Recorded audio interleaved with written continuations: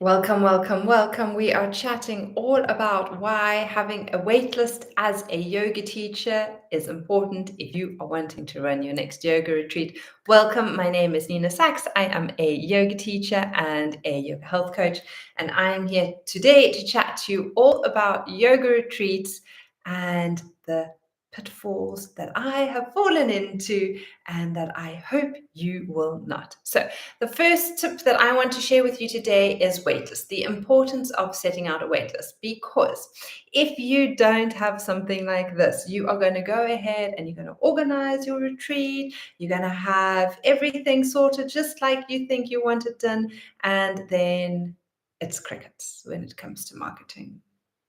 And there's silence and no one comes, and then you get disappointed because no one's booked, and then you've got to cancel everything, and then you start questioning yourself and you're wondering, are you in the right industry? And so I don't want you to have to go down that rabbit hole. I don't want you to have to question yourself, because you are an awesome human being, and yes, you should be teaching yoga and you are good at what you're doing, and I want you to stay in that positive mindset. So create a wait list. All right, what is it? Well, it's pretty much a list that you can create where people who are interested can show their interest. And so that you can then gauge if this retreat that you are wanting to host is actually going to take off or not. Because if there are crickets before you even put it together, there are going to be crickets while you put it together, and there are going to be crickets after you put it together. And so if you can shift that and you can already get engagement and interaction beforehand, and you can get some contact going between you and the potential customer beforehand, then you already have buy-in, and then you're already halfway there. All right, so now you're saying, okay, cool, what is a wait list? Well, it's for those who are wanting to possibly join your yoga retreat to show interest. Okay, now why is this important? Well, for a number of reasons. One, because it gives you an indication as to, are you on the right track? If you create a wait list, it's kind of like market research at the same time, because you can create a questionnaire and you can figure out, you can ask kind of like in this wait list, do you want a 2-day retreat, a 3-day retreat, a 5-day retreat, a 7-day retreat? And then if you have that option there, you already know. If you're thinking you want to do like a 7-day getaway, but most people are just saying, listen, I just want a weekend away, then you know what you want to do. You can also gauge kind of like costs. You can be like, is this price bracket, possible, this one or this one? And then you have an idea as to, okay, what type, like maybe I can do a real luxury retreat. Maybe people in my market, my audience, they have disposable income and they want a really nice one. You can then find out, do they want to be by the beach in the mountains?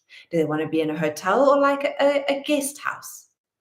So by putting together a wait list with questions in there, you can already gauge and get feedback from your potential customer as to kind of like what dates work for them, how long they want the retreat, kind of like what type of retreat. Because you could be thinking like, oh, I want to create like a 3-day detox retreat.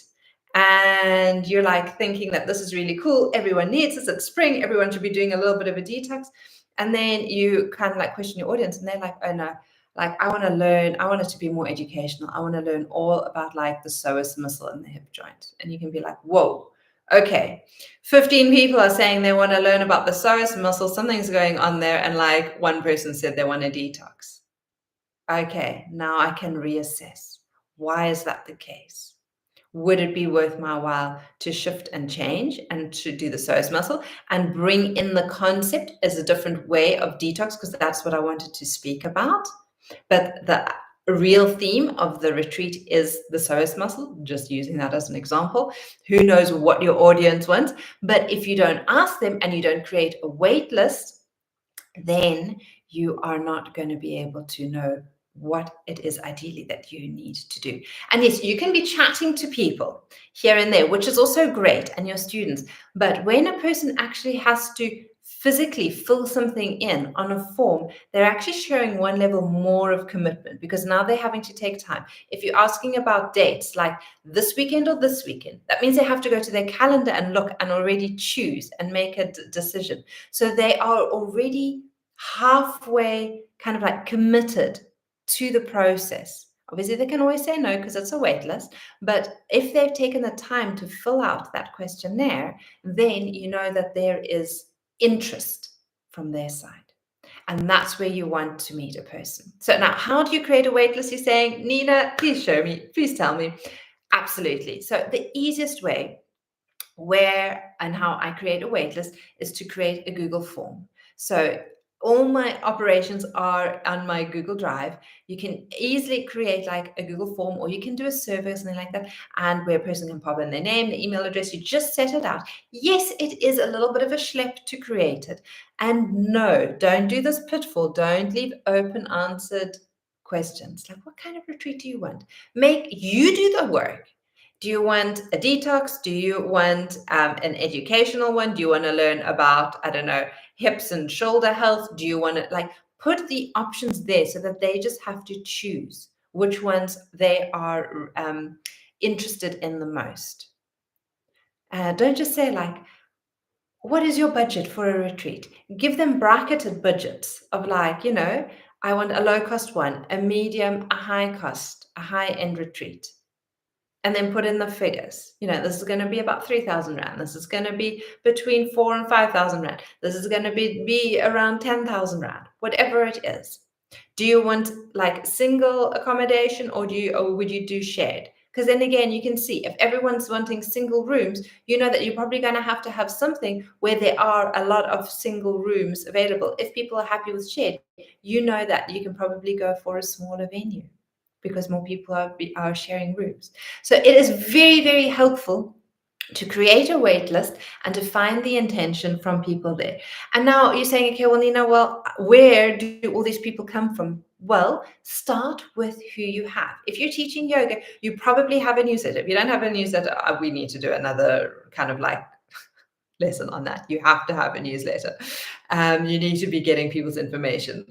So you sending it out to your newsletter. I've done, again, a recording here before on like the importance of having a WhatsApp group for your yoga students, studio and your students. You pop it there and you send that out and you say, guys, I'm doing a retreat. If you're interested, please fill this in so that I can get feedback. Get yourself on the wait list. I'm only going to do a retreat for 10 people. Those 10 people that this match, will be the first people who get information. You pop it out there, you pop it out on all your social media, because you don't know who on your social media, on your Facebook pages, on your YouTube pages, on your TikTok pages. I don't know what social media you're using, Instagram pages, what people are looking for at the moment. And you link it to everything, this form that you're doing. And you're reminding people to do that. And so you do that for a couple of weeks, a week or two, and you can then analyze the results. And then hopefully you have got, depending on the size, maybe 10, maybe 20, maybe 50 forms back. And you can gauge what the people are saying. Now you have, say it's 20 people, 25 people. Now you have 25 people who've shown interest. Now you can collaborate, because I have, again, the video that we did yesterday is all about collaboration. Now you can find the right people to collaborate with, and you can start setting it out and planning it. And then from there, you can say, this is the flyer, this is the plan. Are you in or are you out?